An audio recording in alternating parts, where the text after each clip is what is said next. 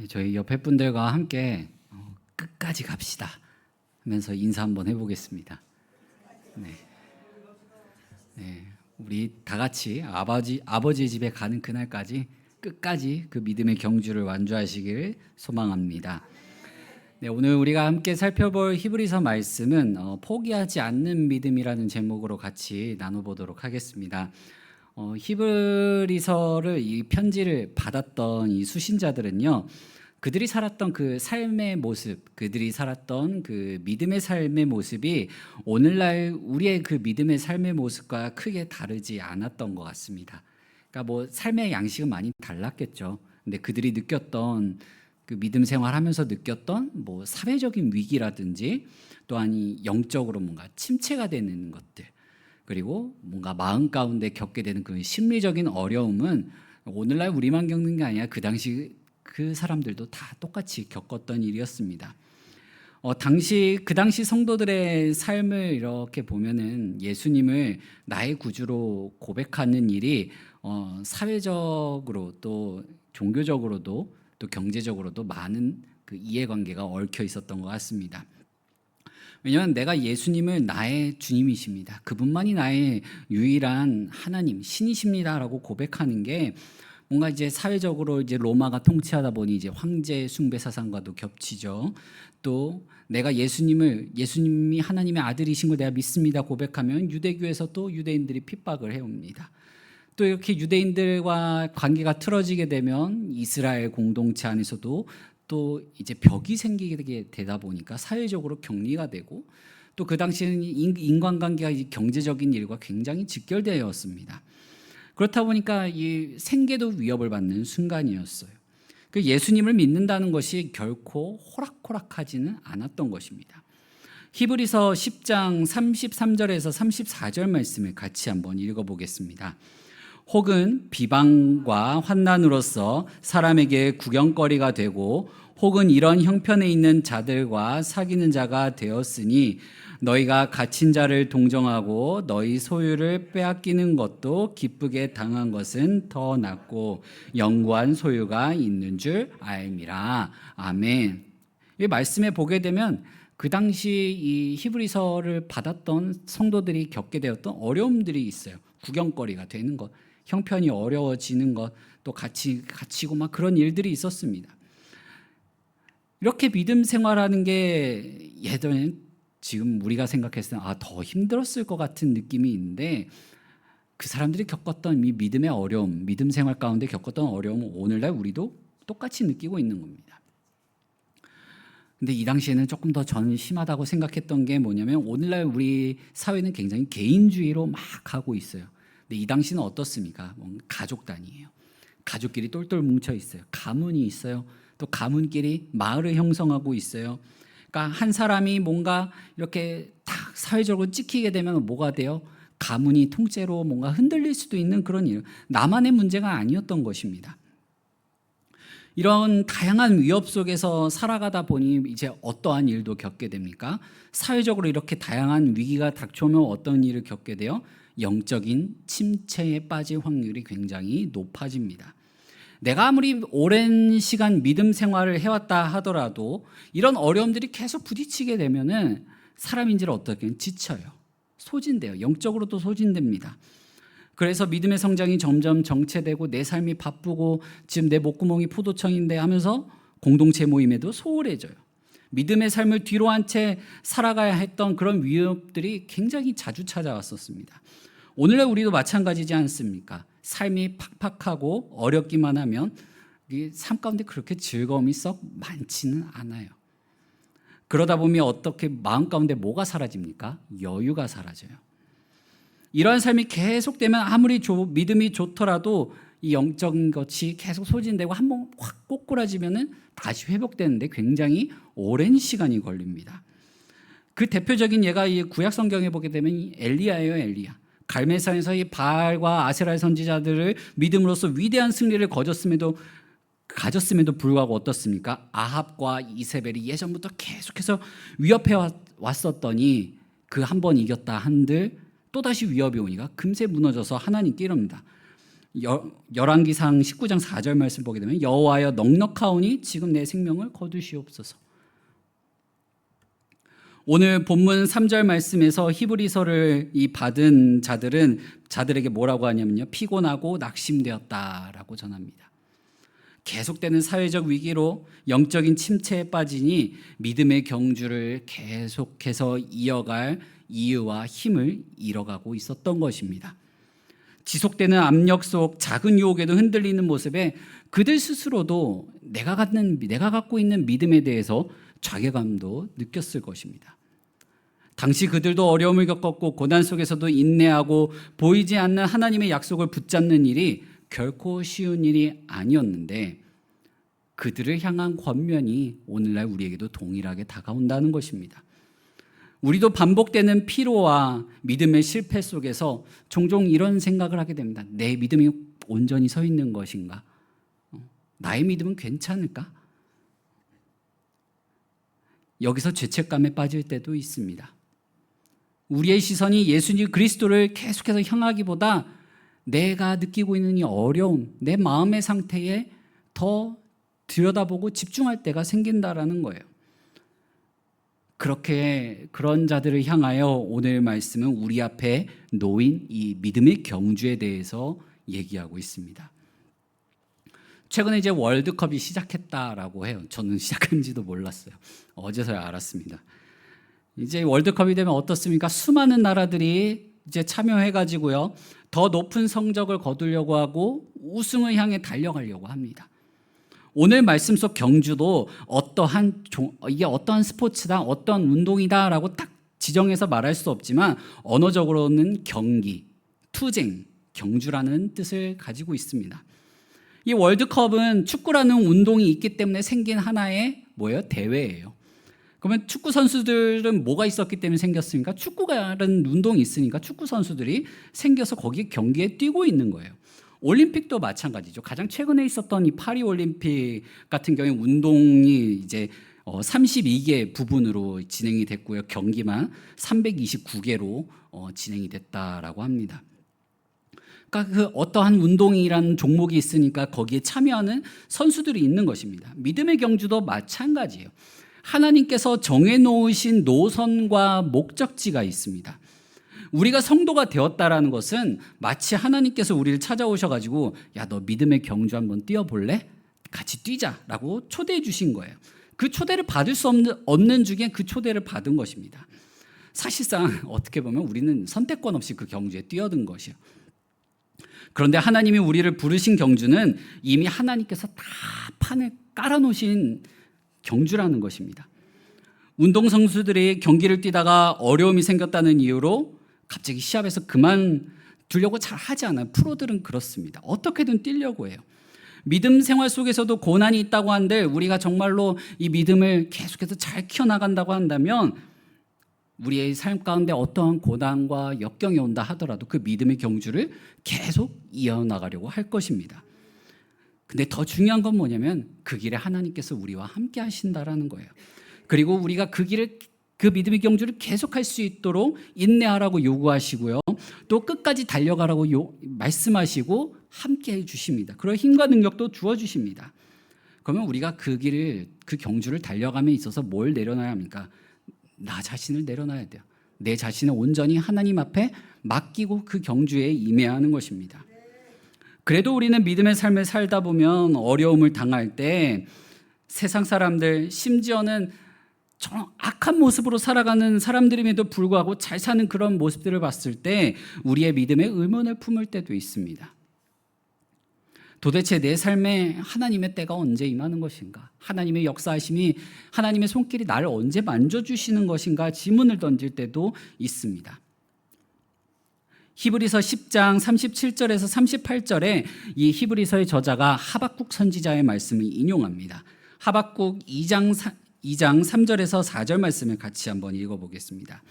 이 묵시는 정한 때가 있나니 그 종말이 속히 이르겠고 결코 거짓되지 아니하리라. 비록 더딜지라도 기다리라. 지체되지 않고 반드시 응하리라. 보라, 그의 마음은 교만하여 그 속에서 정직하지 못하나 의인은 그 믿음으로 말미암아 살리라. 아멘. 하나님께서 정하신 때가 있는데 그때를 기다리라라고 말씀하십니다. 근데 그때는 어떤 날이냐면 거짓된 날이 아닙니다. 반드시 보장되어 있는 날이에요. 그때를 기다리며 믿음의 삶을 살라고 말씀하십니다. 언젠가 이 땅에 임할 하나님께서 약속하신 미래를 바라보라는 것입니다. 마치 순례자의 삶과 같습니다. 순례자의 삶을 살아 믿음의 조상이 된 아브라함은 어떻게 살았습니까? 하나님의 부르심에 갈 바를 알지 못한 채 그 말씀에 순종해서 길을 떠났습니다.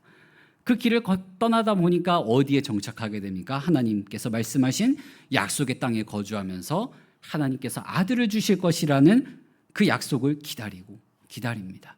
계속 기다립니다. 그러다 어떻게 합니까? 약속을 지키시는 신실한 하나님을 경험하게 됩니다. 그 외에도 히브리서 11장에 보게 되면 수많은 믿음의 선진들이 이름이 적혀 있습니다. 믿음의 선진들은 온전한 하나님의 약속의 완성이신 예수 그리스도를 직접 만나보지 못했습니다. 두 눈으로 바라보지 못했습니다. 하지만 그들은 하나님의 약속에 대한 신실함과 인내를 통해 믿음의 삶이 무엇인지 보여주었습니다. 그들의 삶이 우리에게 증거하는 것이 무엇입니까? 하나님께서는 자기 백성을 버리지 않으신다. 끝까지 약속을 지키시는 하나님이시다. 신실하신 분이시다. 그 약속을 믿는 자들에게 영원한 생명을 주시는 분이시다. 상 주시는 이시다라는 것입니다. 허다한 증인들은 우리가 어디에 시선을 두어야 하는지 알려주고 있습니다. 우리 오늘 본문 말씀 1절 말씀을 같이 한번 읽어보겠습니다. 이러므로 우리에게 구름같이 둘러싼 허다한 증인들이 있으니 모든 무거운 것과 얼매이기 쉬운 죄를 벗어버리고 인내로써 우리 앞에 당한 경주를 하며. 아멘. 경주할 때 뭘 벗으라고 말씀하십니까? 무거운 것, 얼매이기 쉬운 죄를 다 벗으라고 말씀하십니다. 경주하는데 불필요하고 거추장스러운 것들을 다 제거하라는 거예요. 제가 이제 봤던 스포츠 중에 가장 많은 것들을 벗어 던지고서 하는 스포츠가 수영이었던 것 같아요. 심지어 어떤 사람들은 머리까지 다 밀고 참전을 하더라고요. 믿음의 경주도 그와 같다는 건데, 이거를 다 가기 위해 무거운 것, 내가 이 경주를 하는데 거추장스러운 거, 걸리적거리는 걸 다 내려놓으라고 해요. 그것을 무거운 것이라고 표현을 하고 있습니다. 무거운 것 자체가 죄가 아닐 수도 있어요. 그러나 믿음의 경주를 하는데 방해가 된다면 그것을 내려놓으라는 것입니다. 여러분들에게 있어서, 성도 여러분들에게 있어서 믿음의 경주를 함에 있어서 내려놓아야 할 이 무거운 것들은 무엇이 있습니까?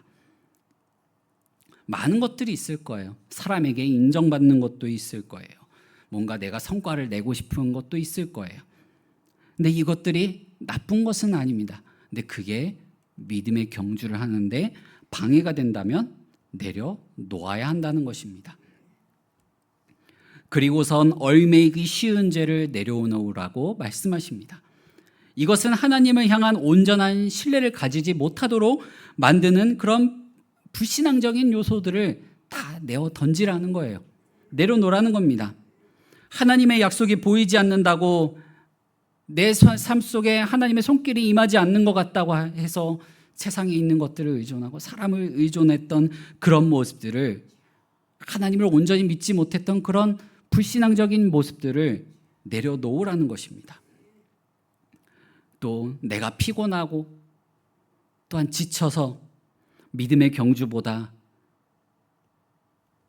예수님보다 이것들을 다 뒤로 밀어놓고 우선시했던 것들, 그런 것들을 다 내려놓으라는 것입니다. 우리는 신앙생활을 할 때 종종 내가 믿음이 침체되고 할 때마다 외부의 환경 탓, 사람 탓을 할 경우가 굉장히 많습니다. 근데 또 그렇게 판단해서도 안 됩니다. 왜냐하면 우리는 근본적으로 죄인이기 때문에 그렇습니다. 그 문제가 우리에게 있는 거예요. 그래서 짐을 내려놓은 것만으로 믿음의 경주를 완주할 수는 없습니다. 어디를 향해 누구를 의지할 것인가를 방향을 바로 정해야 되는 거예요. 우리 본문 2절 말씀을 같이 한번 읽어보겠습니다. 믿음의 주요 또 온전하게 하시는 이인 예수를 바라보자. 그는 그 앞에 있는 기쁨을 위하여 십자가를 참으사 부끄러움을 개의치 아니하시더니 하나님 보좌 우편에 앉으셨느니라. 아멘. 우리가 달려야 할 믿음의 경주를 예수님께서 만드셨고 예수님께서 그 경주를 직접 뛰셨습니다. 완주를 하셨습니다. 그분께서 먼저 가셨으니 그 뒤를 따르는 자기 백성도 그분께서 이끌어 주십니다. 다 완주할 수 있도록 이끌어 주십니다. 지금은 보좌 우편에 앉으셔서 믿음의 경주를 달리는 자들을 위하여 중보하시고 더 잘 달릴 수 있도록 통치하고 계시고 그리고 결승점까지 이끌고 계십니다. 우리는 믿음의 경주를 하며 내가 얼마나 잘 달리고 있는지 계속 확인하려고 하는데 잘 알 수가 없어요. 나도 잘 몰라요. 조금만 흔들려도 픽 쓰러지고요. 어려움이 찾아오면 하나님을 바라보기보다 다른 데 막 시선을 돌리기 바쁩니다. 그래서 주님께서 먼저 그 길을 가신 것이에요. 그 길을 여시고 직접 가셨습니다. 예수님이 먼저 보이신 순종을 우리가 본받으며 나아가야 합니다. 그리고 십자가를 참으시고 부끄럼도 개의치 않으시고 이루신 구원이 사실임을 믿으며 나도 그 믿음의 경주를 달리는 동안에 겪게 되는 그런 어려움들과 부끄러움을 넘어서야 합니다. 누구를 바라보고요? 예수 그리스도를 바라보고 넘어야 하는 것입니다.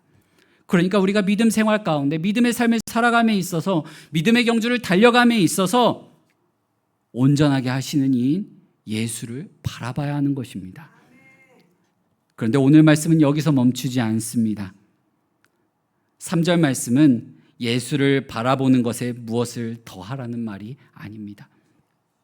오히려 예수를 바라본다는 것이 무엇인지에 대하여 구체적으로 설명해 주고 있습니다. 죄인들의 거역을 견디신 예수님의 길을 반복하여 깊이 반복하여 생각하라고 합니다. 예수님께서 견디신 길과 현재 보좌 우편에서 행하시는 그의 통치를 계속해서 내가 매일매일의 삶 속에서 되뇌이고 생각하고 묵상하는 것입니다. 히브리서의 이 편지를 받았던 사람들은 믿음이 전혀 없던 사람들이 아니었습니다. 오랫동안 믿음의 경주를 달린 결과 피곤해진 사람들이었습니다. 그 피로를 결코 무시하고 있지는 않습니다. 하나님은 우리의 아픔을 결코 모른 채 하시지 않으십니다. 그것도 가볍게 여기시지도 않으십니다. 그러나 그게 믿음의 경주를 포기하거나 지체할 이유가 되지는 않습니다. 주님께서는 오히려 그 길을 계속해서 달려가라고 우리에게 말씀하고 계십니다. 최근에 우리나라에 이 세계 시총 1위 기업인 젠슨왕이 두 번째로 방문을 했어요. 인터뷰에서 뭘 생각하면서 살아가십니까 했을 때 자기는 오로지 일밖에 생각을 안 했다고 해요. 나는 쉬는 것도 일 생각하는 거고 모든 걸 다 일만 생각했다고 합니다. 그 결과가 뭡니까? 세계에서 가장 큰 기업을 일궈낸 것입니다. 이런 사람도 우리가 이런 분과 어떻게 재능이 있는지 모르겠지만 그래도 우리에겐 하나님께로부터 받은 귀한 선물이 있습니다. 그렇다면 우리가 할 것 매일 예수님을 생각하는 것입니다. 그것만큼은 할 수 있지 않습니까? 왜 예수님이 죄인들로부터 고통을 당하셔야만 했습니까? 예수님은 고난을 어떻게 견디셨습니까? 예수님께서 이루고자 하셨던 구원의 목적이 어디에 있습니까? 예수님 나와 어떤 관계이십니까?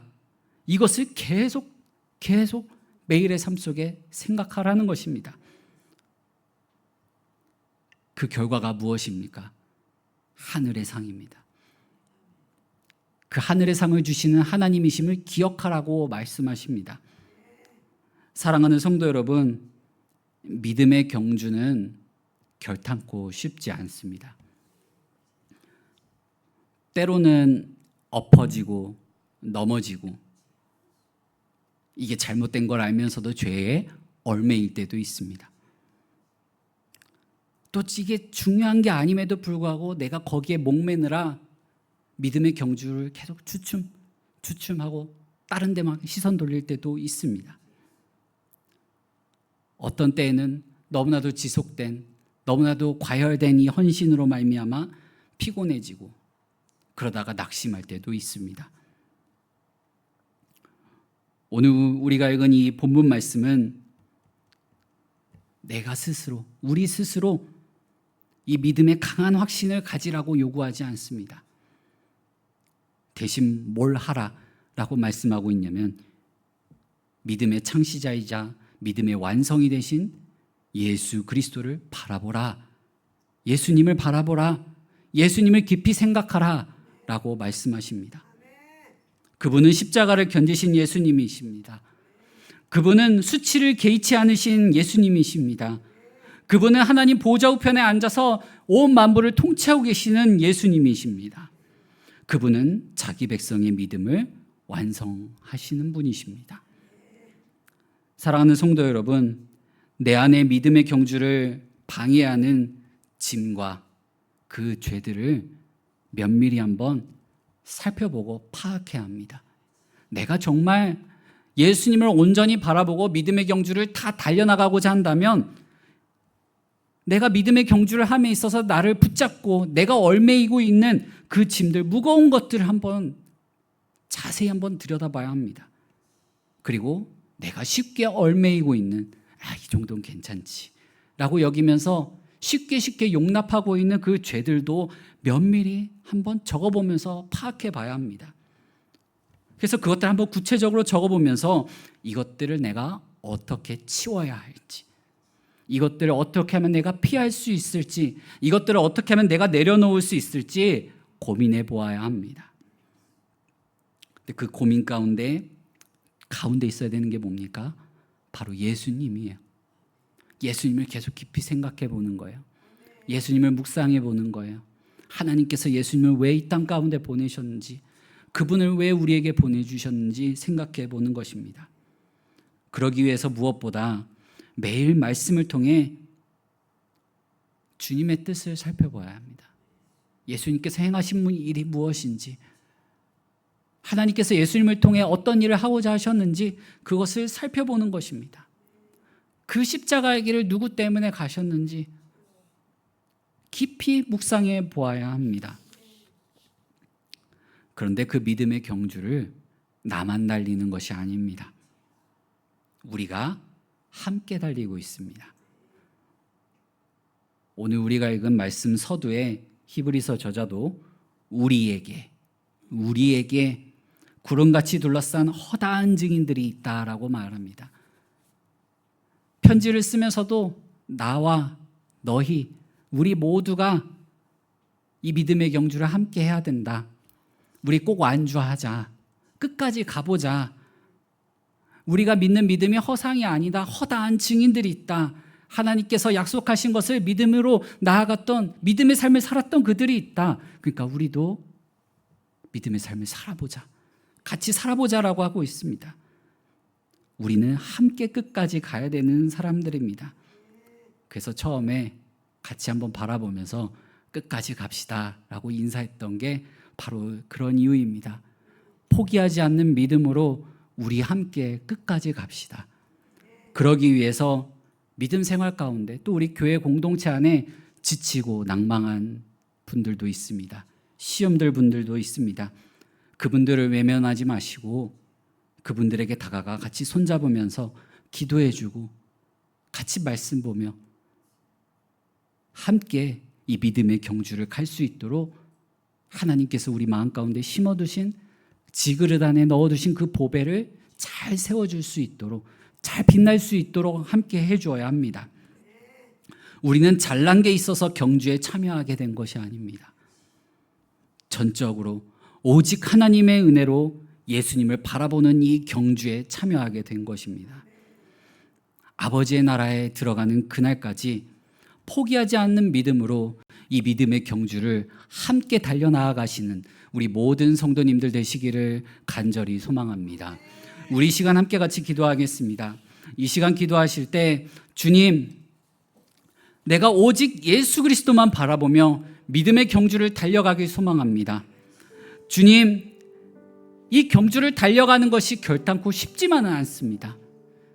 쉽지만은 않지만 우리의 시선이 온전히 주님께 고정되어 있을 수 있도록 우리를 주장하여 주시고 견딜 수 있는 인내도 더하여 주시고 때때로 버틸 수 있는 은혜와 또 주님을 의지할 수 있는 성령의 충만함을 부어달라고, 또 그러한 우리 한광교회 우리 공동체가 될 수 있게 달라고 우리 시간 함께 주님의 이름을 부르며 기도하며 나아가겠습니다.